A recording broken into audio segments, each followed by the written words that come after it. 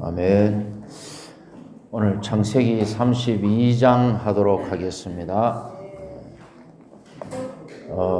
지난 시간까지는 이제 라반과의 그러한 이야기였습니다. 이제 라반에게서 벗어났는데 32장에 오니까 이제 앞에 에서가 있습니다. 그죠? 32장을 들어가는 말을 조금 소개를 드리면, 야곱이 밧단 아람 하란에 갈 때에, 그가 외갓집에 갈 때 그에게는 베델의 꿈이라는 이상이 있었습니다. 그러나 그가 20년 후에 귀향할 때 그의 가장 강한 부분인 이 엉덩이 뼈가 어긋나 버립니다. 또 야곱은 가나안에 있을 때 천막 안에 거하기를 좋아했죠. 야곱은 이렇게 혼자 있는 것을 좋아하는 그런 성격이었습니다.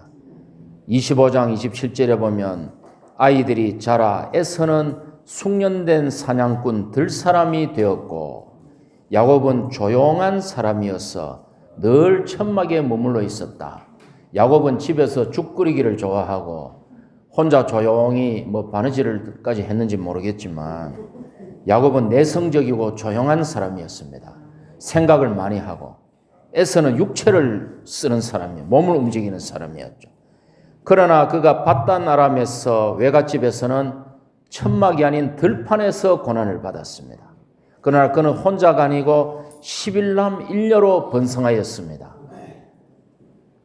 그는 밧단 아람 외갓집으로 도망갔죠. 이제 거꾸로 그는 외갓집에서 도망왔습니다. 참 이런 거를 우리가 도망자라 그럽니다. 도망자의 인생이 편합니까? 공고합니까? 아주 피곤한 삶을 그가 살아오고 있습니다. 1절에 보니까 야곱이 길을 떠나서 가고 있는데 하나님의 천사들이 그에게 나타났다. 이게 회복력에는 하나님의 천사들이 met him, 그를 만났다 이렇게 되어 있습니다. 우연히 만난 게 아니고 하나님의 천사들의 두 군대가 야곱을 만나기 위해 온 것입니다. 하나님은 목적과 의도를 가지고 하나님의 두 천사들이, 두 군대가 야곱에게 온 것입니다. 야곱은 베델의 꿈에서는 사닥다리 위를 오르락내리락 하는 천사를 보았죠. 여기서는 두 군대로 무장한 천사들을 실제로 보았습니다. 그죠? 하나님이 두 군대의 천사를 보낼 정도니까 이것이 얼마나 하나님의 경륜 안에서 중요한 장면이겠습니까? 엄청나게 여기서는 중요한 뜻이 있는 것입니다. 자, 그런데 이제 그래서 2절에 보니까 야곱이 이들은 하나님의 진영이구나. 그래야 그곳의 이름을 마하나임이라고 하였습니다. 마하나임은 두 군대의 춤이란 뜻입니다. 그죠? 자, 마하나임이 두 군대라는 뜻이 무슨 의미입니까? 이 전쟁을 반드시 이긴다는 의미입니다. 그 증거를 말씀드릴까요? 다윗 때에 그 암몬의 왕이 죽었어요. 다윗이 참 암몬의 왕이 자기에게 잘해줬기 때문에 신하를 보냈습니다. 위로하려고 신하를 보내니까 모압 측에서 우리를 정탐하러 왔다 해가지고 수염을 반만 깎아버리고 바지를 반만 가위로 도려내고 엉덩이가 다 드러내게 쫓아보냈습니다. 그래서 전쟁이 일어나죠. 요압이 군대를 이끌고 가니까 모압 사람들이 시리아 사람들을 돈 주고 사가지고 양쪽에 진을 치고 있습니다.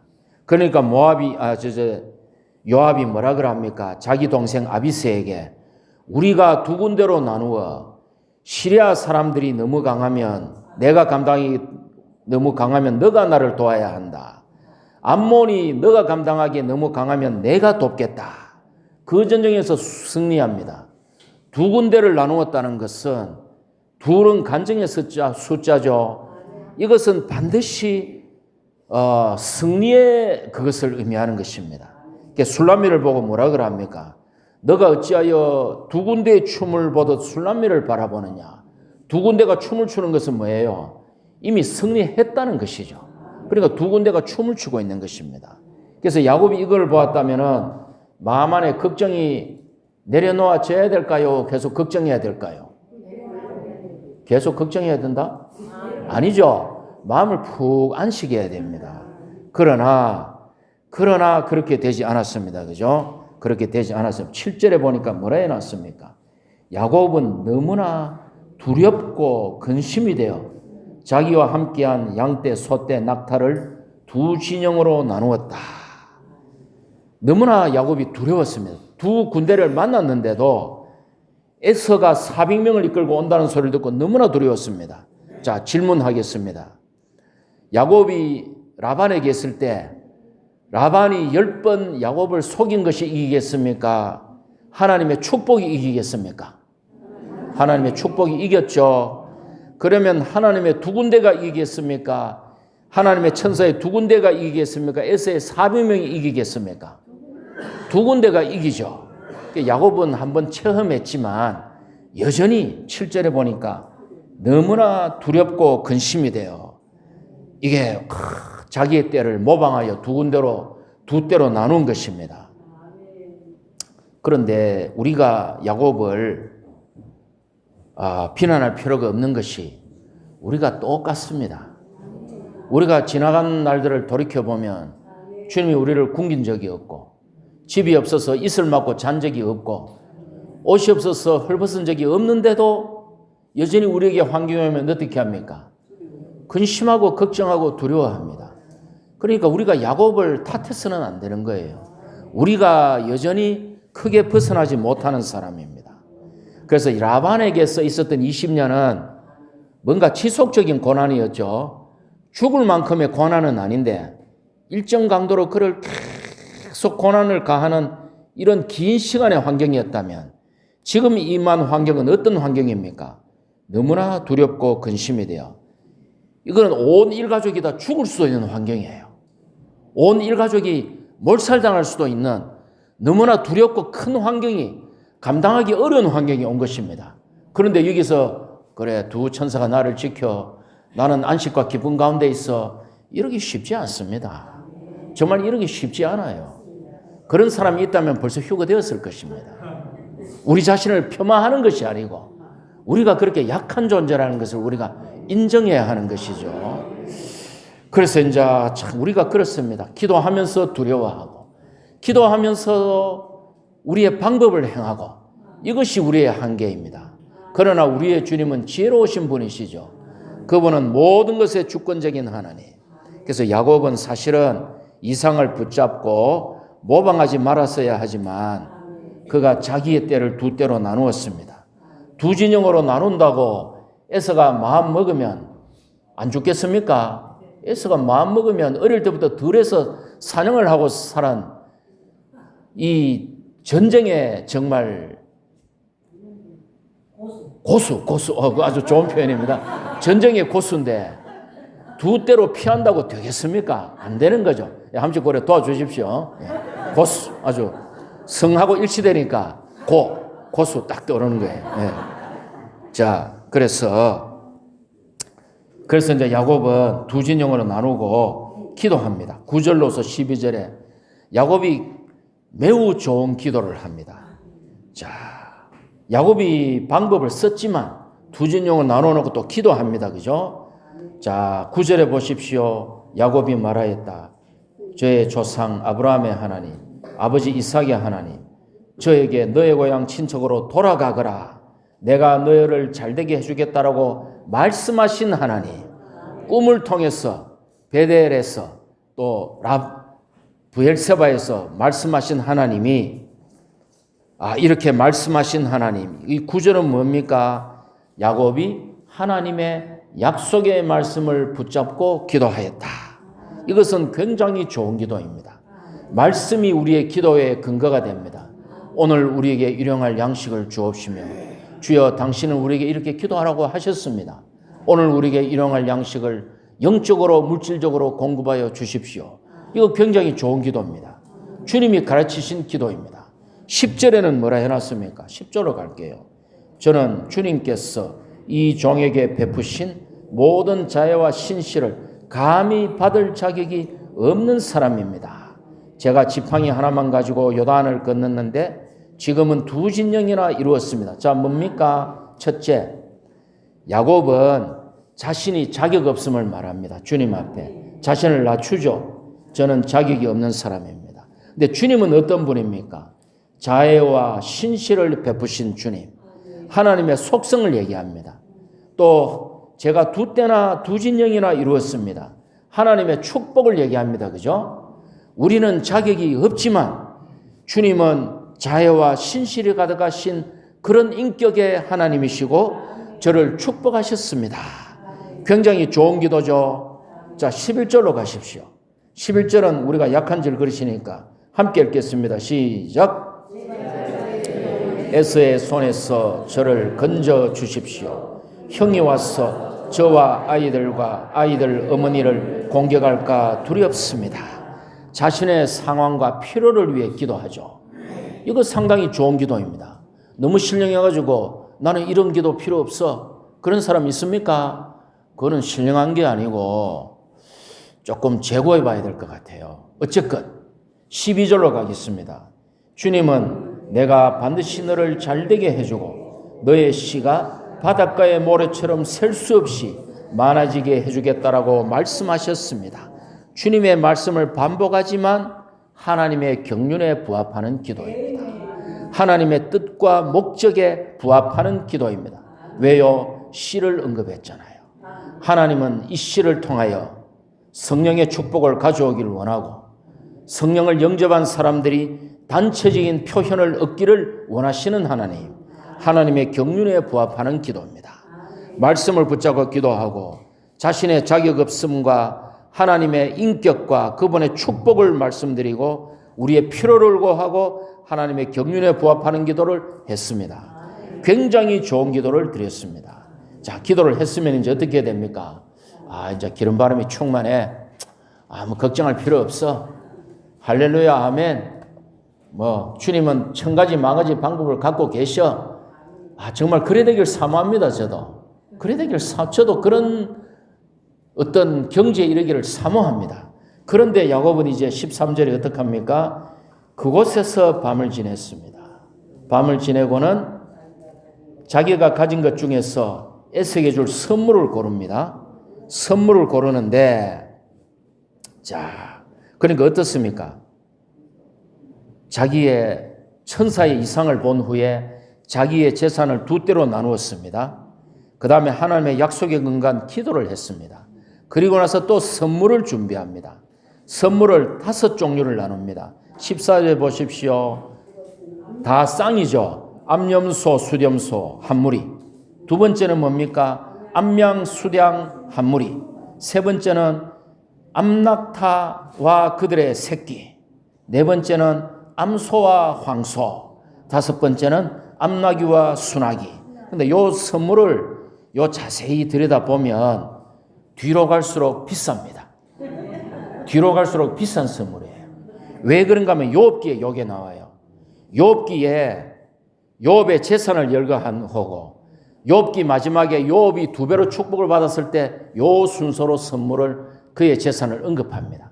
왜 그런가 보십시오. 염소고기는 뭐예요?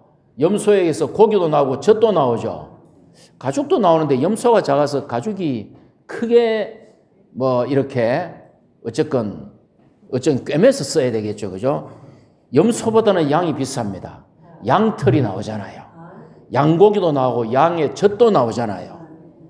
소는 당연히 더 비싸죠. 고대 소는 최고 비싼 거예요. 양다음에 낙타네. 낙타는 장거리 여행.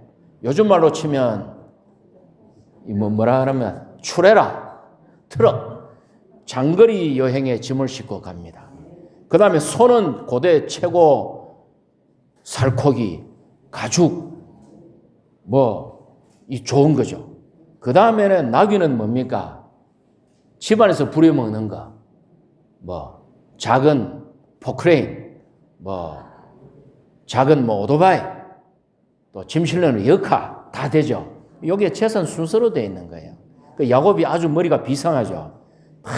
작은 것부터 큰 것까지 딱 좋은 거 선물을. 근데 양은 또 염소와 낙타가 양이 많아. 그러니까 이 에서가 이거를 볼 때 마음이 좀 녹을 수밖에 없게끔 선물을 보낸 것 같아요. 자, 어쨌건 이렇게 보내고는 때 사이에 거리를 둡니다. 왜 때 사이에 거리를 둘까요? 선물을 딱 보고 좀 감동할 시간을 주는 거야. 자식, 그래도 형을 좀 위하는구만. 가다가 또 선물이 나오거든. 참, 그래도 옛날에는 날 속였지만 인간성이 영 나쁜 아이는 아니야. 또 가다가 또 선물을 만나거든. 갑자기 동생이 보고 싶어지는데 이제 이렇게 되는 거죠. 아주 뭐 그랬을 것 같아요. 제 생각입니다. 그리고는 이제 이렇게 선물을 보냅니다. 그리고는 18절에 뭐라 그럽니까? 말을 이제 넣어주죠. 이것들은 어르신의 종 야곱의 것인데 그가 애써 어르신께 보내는 선물입니다. 지금 그도 우리 뒤에 오고 있습니다. 라고 하여라. 라고 종들에게 이제 이 대답까지 탁 시킵니다. 그리고는 이제 20절에 뭐라 그럽니까? 그렇게 하고는 이제 19절에 보면 이 5 종류의 소떼, 이 짐승들을 세 떼로 나누었습니다. 그죠? 둘째 떼와 셋째 떼. 그러니까 이제 이게 그림으로 그리면 이렇게 되는 거예요. 그림을 한번 그려볼까요? 염소떼를 쫙 보냅니다. 그 다음에 양떼를 보냅니다. 세 떼로 나누었다 했으니까. 그 다음에 뭡니까? 낙타, 소, 나귀. 왜냐면 수가 이거는 막 적거든. 이건 좀. 낙타, 소, 나귀 해가지고 보냅니다. 그리고는 또 뭡니까? 그 나머지 자기의 재산을 2떼로 나눕니다. 한 떼, 2떼로 야곱의 재산을 나눕니다. 야곱의 그 외 가축들을. 그리고는 그 다음에 자기의 가족들을 이렇게 보냅니다. 그리고는 자기 혼자 야복강 나루를 건너지 않고 야곱이 남아 있습니다. 상당히 장관이겠죠. 이 초원을 저기서 오는데 선물대가 오고, 그래서 마음을 감동시킨 후에 자기의 때를 그래 이것도 안 통하면 한 때를 치면 한 때는 도망가자 하고 자기 가족들을 보내고 이제 여기까지. 그래가지고 자기는 이제 야복강 여우를 건너게 하고 23절에 가족들을 다 보내고 자기 가진 것도 보내고 혼자 야복강 여우를 건너지 않고, 여울은 뭔가 하면은 강이 얕아지면서 이렇게 도보로 건널 수 있는 그런 걸 여울이라 그럽니다. 그 여울을 건너지 않고 야곱은 24절에 혼자 거기 남아 있었어요. 혼자 거기 남아 있는데 왜 혼자 남아 있었을까요? 고민이 깊었겠죠. 2떼로 나누었고 기도도 했고 천사 이상도 보았고 선물도 준비했지만 이 마음이 착잡한 거예요. 왜? 죽을 줄도 모르는 지금 이런 환경이 왔단 말이죠. 온 가족이 살육당할 수도 있는 이런 환경이 온 거예요. 그래서 이제 마지막에 여울을 안 거닐고 밤에 있는데 24절에 어떤 사람이 날이 셀 때까지 야곱과 씨름을 하였다. 안 그래도 마음이 근심에 가득 차 있는데 어떤 사람이 나타나서 막 씨름을 하는 거야. 이게 영어로 레슬링이에요. 레슬링. 요즘처럼 뭐 그레코로망 자유형이 아니고 이거는 그냥 히브리어 원어를 보면 이게 땅에서 먼지가 난다는 의미입니다. 먼지가 쌓인다는 의미예요. 그러니까 엎치락 뒤치락 주먹질인들 안 했겠어요. 하나님 얼굴 때려본 적 있어요? 야곱이 이 사람도 때렸을 거예요. 왜? 자기는 지금 목숨이 경각이 달린 거예요. 안 그래도 죽을 노릇인데 어떤 사람이 나타나서 자기를 제압하려 그러니 야곱은 여기 목숨을 겁니다. 그러니까 뭐 엎치락 뒤치락 주먹으로 때리고 그리스도 때려본 사람 있어요? 야곱이 지금 이런 상황이에요. 이게. 그런데 씨름이 요즘처럼 삿바 잡는 씨름이 아니에요. 엎치락 뒤치락 그냥 막 룰이 있는 것도 아니고 격렬하게 싸웁니다. 그런데 보니까 여호와의 어떤 사람이 뭔가 하면 어맨, 영어로 어맨 해가지고 이 사람이 누군지 야곱이 몰라. 그냥 모르는 사람이 나타나서 싸움을 하는 거예요. 그런데 보니까 뭐라 해놨습니까? 25절에 그 사람이 그리스도죠. 이분이 그리스도입니다. 육신을 입고 나타난 그리스도인데 야곱을 못 이기겠어요. 야곱을 못 이기니까 야곱의 이 엉덩이뼈를 쳐버립니다. 야곱의 엉덩이뼈, 이 영어로 소켓이 뭔가 하면은 이 골반, 다리뼈가 들어가서 돌아가는 골반, 이 소켓, 엉덩이 뼈를 쳐가지고 엉덩이 뼈가 어디가 이게 어긋나 버린 거야. 못 이기니까. 이게 무승부가 없습니다. 하나님과 우리 사이에 무승부가 있습니까? 없습니까? 하나님과 우리 사이에 무승부가 있어요? 없어요? 무승부는 없습니다. 하나님이 이기시게 되어 있습니다. 그러나 왜 이분이 이때 이길 수 없었을까요? 그분이 오래 참으신 것이죠. 오래 참으신 것입니다. 그래서는 이길 수 없는데 호세아서 제가 읽어드릴게요. 호세아서 12장 4절. 야곱을 이길 수 없으니까 그럼 무승부 아이가 아닙니다. 호세아 12장 4절. 참으로 그는 야곱이죠. 천사와 겨루어 이기고 야곱이 이겼어요. 이기고 울면서 그분께 간청하였다. 야곱이 천사를 이긴 거예요. 그리스도를 이긴 거예요. 그러니까 엉덩이 뼈를 쳐버린 것이죠. 그리고 그 사람이 26절에 날이 새려고 하니 나를 보내어 주시오. 나를 보내어 주시오. 야곱이 나를 축복하지 않으시면 보내드리지 않겠습니다. 왜 이런 대화를 했는지 저는 잘 모르겠지만 이제 그만하자. 이제 내가 당신을 못 이기겠다. 그래, 너가 이겼다. 이제 날이 새려가니 나를 보내주시오. 그러니까 벌써 이제 이게 싸울 의사가 없잖아요. 그럼 야곱이 얼마나 철저한 사람입니까? 내가 당신을 그냥을 못 보내준다. 나를 축복하지 않으면 보내드리지 않겠소. 하니까 그분이 야곱에게 물으셨습니다. 그대의 이름이 무엇이요? 이제 통성명하는 거죠. 이제 그대의 이름이 무엇이요? 야곱이 말해서 저는 야곱입니다. 야곱이란 뜻이 무슨 말입니까? 야곱이란 말이 무슨 말이죠? 빼앗는 사람, 발 뒤꿈치를 붙잡는 사람이라는 뜻입니다. 왜 야곱에게 이름을 물어보았을까요? 너가 어떠한 사람인지 그에게 다시 이름 일깨워 주신 것이죠. 나라는 사람은 빼앗는 사람이고 발 뒤꿈치를 붙잡는 사람이고 외삼촌에게 내가 대항하여 많은 재산을 이루었지만 여기서 재산은커녕 일가족이 몰살하게 생겼구나. 이걸 야곱에게 가르쳐 준 것이고 그에게 뭐라 그럽니까? 이제는 그대의 이름이 야곱이 아니고 이스라엘이라 할 것이요. 이제는 그대의 이름이 이스라엘이라 할 것이요. 이스라엘이라는 이름의 뜻은 뭐죠? 하나님과 겨룬 사람. 또 보충적 의미로 하나님의 왕자. 왜냐하면 그대가 하나님과 겨루고 사람들과 겨루어 둘 다에게 이겼기 때문이에요. 둘 다에게 이겼기 때문이에요. 자, 엉덩이 뼈가 어긋났다는 것은 그의 겉사람이 파쇄됐다는 것입니다. 그의 육체적인 힘과 천연적인 자아와 옛 생명이 파쇄된 것입니다. 이제 파쇄되었고 그의 혼생명이 파쇄될 때 겉사람이 파쇄될 때 이름이 바뀝니다. 이름이 뭐로 바뀝니까? 빼앗는 사람, 발 뒤꿈치를 붙잡는 사람이 하나님과 겨룬 사람, 하나님의 왕자로 바뀌었습니다. 자, 제가 하나 여쭤보겠습니까? 하나님과 겨루어본 체험이 있으십니까? 있을 겁니다. 이 체험이 있어야 돼요. 하나님과 겨루어본 체험이 있어야 됩니다. 이것이 없는 사람은 부러지지 않은 사람입니다. 주님, 정말 주님 앞에 울며 때로는 그분에게 정말 어떤 뭐라 그럴까? 우리가 따질 수도 있었어요. 주님, 왜 이렇게 하셨습니까? 왜 이렇게 하십니까? 우리가 이렇게 강한 말을 할 수도 있지만 우리가 주님과 싸워본 사람이어야 합니다. 그래서 어디까지 다다라야 합니까? 환도뼈가, 엉덩이 뼈가 어긋나는 데까지 이르러야 합니다. 한 10분 기도하고 집어 던져버리고 또 실컷 나가가지고 세상 오락 취하다가 또 돌아와가지고 주님 왜 저를 축복하니? 이래서는 안 됩니다.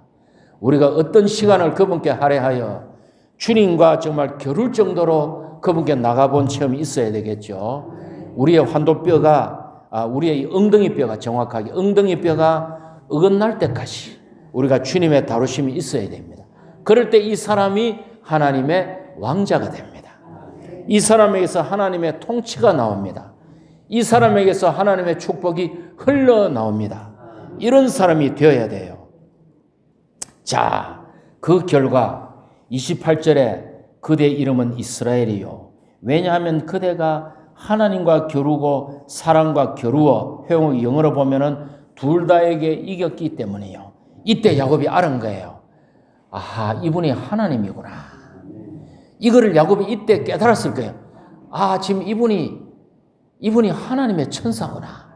이분이 바로 하나님이구나. 그랬는데 확인을 하고 싶잖아요. 그러니까 29절에 뭐라 그럽니까? 이름을 좀 알려주십시오. 이름을 물어본 거예요. 그러니까 뭐라 그랬습니까? 이분이 어찌하여 나의 이름을 물으시오. 어찌하여 나의 이름을 물으시오 하고 이름을 안 가르쳐주고는 야곱을 축복하셨습니다. 자, 그러니까 이제 30절에서 하고 이분은 뭐 보내주셨으니까 뭐 어디로 가셨겠죠. 보내주시오 했으니까 26절에 보내드리지 않겠습니다 했으니까 이제 보내드렸단 말입니다. 축복을 받고. 그리고는 야곱이 30절에서 뭐라 그럽니까? 함께 읽어볼까요?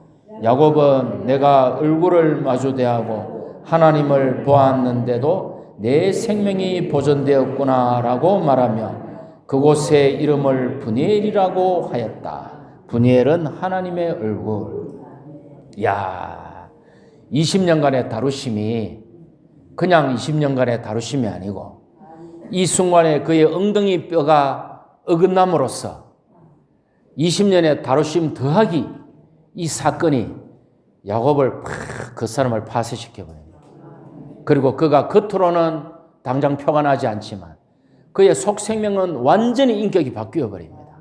속이는 자 야곱이 하나님의 왕자, 하나님과 겨룬 사람, 하나님과 겨루어 엉덩이 뼈가 어긋난 사람. 이제는 그가 걸을 때마다 그에게서 하나님의 침이 나타나고 그에게서 하나님의 축복이 흘러나오고 그에게서 하나님의 통치가 흘러나오는 이런 사람으로 바뀌어버린 거예요. 완전히 그가 바뀌어버린 거예요. 자, 참 우리가 저는 사람과 절지 않는 사람의 야곱은 행동할수록 내가 절름발이야 광고 안 해도 사람들이 볼 때 저 사람은 하나님에게 맞은 사람이구나. 표가 나죠. 전에도 말씀드렸지만 베드로는 어떻습니까? 내가 갈릴리 사람이 아니야 라고 부인할 필요가 없죠. 부인하면 할수록 네 발음이 네가 거의 갈릴리 사람이네. 부인하면 할수록 그가 갈릴리 사투리가 나오는 이게 성경에 증명됩니다. 자, 잘 들어보십시오.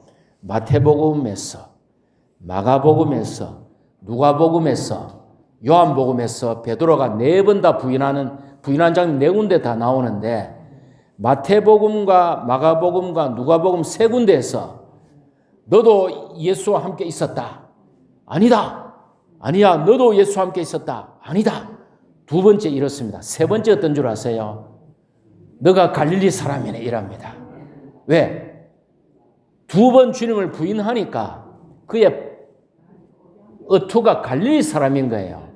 우리가 알기로 예수가 갈릴리 사람인데 그 3번째 그대가 갈릴리 사람이다. 성경 읽어보십시오. 마테마가 누가에 그가 3번째 부인할 때 이 말이 그들의 입에서 나옵니다. 그러니까 이거는 우리가 속일 수 없는 거예요. 곽영재에서 십자가를 얘기하죠. 근데 곽영재 행동하는 거 보니까 십자가는 거리가 멀어. 그러면 아니잖아요. 근데 어떤 형제 자매님들은 십자가 얘기를 안 하는데도 거기에 파쇄된 흔적이 있어. 그냥 그것이 오케이인 거예요. 그래서 교회 생활은 참 두렵고 떨리는 생활입니다. 여기서 저를 포함한 우리 누구도 함부로 말할 수 없는 곳이에요. 함부로 지체를 유죄 판결하고 우리가 함부로 하나님의 주권에 도전할 수 없어요. 야, 이건 두려운 것입니다. 야곱이 베델의 꿈을 꾸고 나서 뭐라 그랬습니까? 두렵도다 이곳이요 이라 했잖아요. 두려운 곳입니다. 여기는 하나님의 왕국의 통치가 있는 것이에요. 그래서 이제 여기서 바울이라는 사람은 박해를 받을수록 그리스도의 향기가 날립니다. 어떤 사람에게는 죽음에 이르는 향기요, 어떤 사람에게는 생명에 이르는 향기인데 바울은 누가 바울을 건드리면 건드릴수록 그에게서는 그리스도의 향기가 나왔어요. 근데 그 어떤 사람은 죽어버려. 복음을 거절하고 죽음에 어떤 사람은 생명에 도달해. 근데 바울에게는 그리스도의 향기가 나왔습니다. 우리도 이렇게 되기를 참 사모하지 않습니까? 그죠? 우리가 이런 길을 지금 가고 있는 것이에요. 우리가 어제보다 오늘 더 전진하고 오늘보다 내일 더 전진하기 원합니다. 오늘보다 내일 더 잘하기 원하고 더 보좌가 가깝기 원하고 우리가 정말로 주님이 기뻐하시는 그 순간까지 계속 끊임없이 자라야 하는 것이죠. 자, 이제 이 내용은 다 됐습니다. 다 했고 해가 떠올랐습니다. 그죠? 해가 떠올랐는데 엉덩이 뼈 때문에 절뚝거렸습니다. 해가 떠올랐으니까 절뚝거렸지만 빛이 가득합니다. 절뚝거리는 것을 그가 말하지 않아도 모든 사람이 다 보게 되었습니다. 자, 몇 가지 음미해보고 끝내겠습니다. 왜 사람이신 주님이 야곱과 씨름하였을까요? 왜 사람이신 주님이 왜 사람의 모습으로 주님과 야곱과 씨름하셨을까요? 우리 다 아멘이 될 거예요. 하나님의 다루심은 사람을 통해 제일 많이 옵니다. 안 그렇습니까? 사람을 통해 하나님이 우리를 다루십니다. 모든 고난은 사람을 통해서 오는 거예요. 야곱을 보십시오. 라반을 통해 고난이 왔죠. 에서를 통해 환경이 왔죠. 디나 사건을 통해 고난이 오죠. 남편을 통하여 고난이 옵니다. 맞습니까? 아내를 통하여 고난이 옵니다. 맞습니까? 직장에 가면은 직장 상사, 동료, 아랫사람을 통해 고난이 옵니다. 맞습니까? 교회 안에 오니까 장로 책임인재를 통해 고난이 옵니다. 맞습니까? 소그룹에 오니까 서비스 리더를 통해 고난이 옵니다. 맞습니까? 집에 가니까 아가 애를 먹입니다. 맞습니까? 모든 고난은 사람을 통해 오는 거예요. 주님은 사람 막대기로 우리를 다루시는 거예요. 그래서 그분이 사람으로서 야곱과 씨름하신 것입니다. 둘째, 왜 전능하신 하나님이 야곱을 이기지 못했습니까? 아까도 말씀드렸지만 그분이 인내하고 기다리는 거예요. 아이고 요거 톡 치면 죽어버리죠. 하나님이 우리를 변화시키기 위해서 우리를 섬세하게 우리의 분량에 맞게 조금씩 톡톡톡톡톡 깎아내면서 그분을 분배하면서 공급을 하면서 깎아내야 되지. 공급 안 하고 깎아내면 열이 나가 우리가 죽어버려. 윤활유를 공급을 계속 주면서 공급을 하면서 우리를 다루고 계신 거예요. 안 그러면 우리가 죽어버려. 그러니까 주님이 우리를 긍휼히 여기시는 거예요. 오랜 교회 생활 동안 끊임없는 내적인 분배와 외적인 허물어뜨림으로 우리를 주님이 점차 보석으로 만들고 계신 것입니다. 자, 그래서 교회 생활은 너무나 소중합니다. 한 번의 만져짐이 100개의 메시지보다 나아요. 한 번 탁 만져짐이 만 편의 메시지보다 낫습니다. 절름거릴 때 빛이 가득한 것입니다. 세 번째, 주님은 왜 그분의 이름을 말씀하지 않으셨습니까? 그분의 이름이 수시로 바뀌어요. 그분의 이름이 때로는 상사, 때로는 남편, 때로는 아내, 때로는 자녀, 때로는 직장 동료, 때로는 옆집 아줌마, 때로는 야채가게 아줌마, 때로는 서비스 리더, 때로는 책임 형제 다 바뀌는 거예요. 그러니까 내가 너한테 이름 말해줄 필요가 없다. 그냥 네 스스로 네가 깨달아라. 됐습니까? 그래서 우리는 모든 사람, 상황, 환경을 보지만 주님이 거기에 계심을 알아야 합니다. 자, 곽영재는 이런 분량이 돼서 이런 말을 하겠습니까? 뭐 되는 부분도 있어요. 체험한 부분도 있고 또 제 말에 대해서 부족한 부분이 있어요. 말한 제가 제일 매를 많이 맞겠죠. 그러니까 사실은 그걸 아셔야 됩니다. 저나 하동민님이 이어 나와서 얘기할 때 우리도 목숨 걸고 얘기하는 거예요. 왜? 주님이 이 말에 우리에게 실제로 이루어야 되잖아요. 우리도 여기 나와서 달려서 얘기하는 거예요. 그러나 정말 우리가 그런 걸 두려워해서는 안 돼요. 왜 그런 걸 두려워합니까? 그런 걸 두려워해서는 안 되는 것입니다. 우리는 다만 우리의 의존은 할렐루야 아멘이죠. 우리의 의존은 할렐루야 아멘입니다. 주님을 찬양합니다.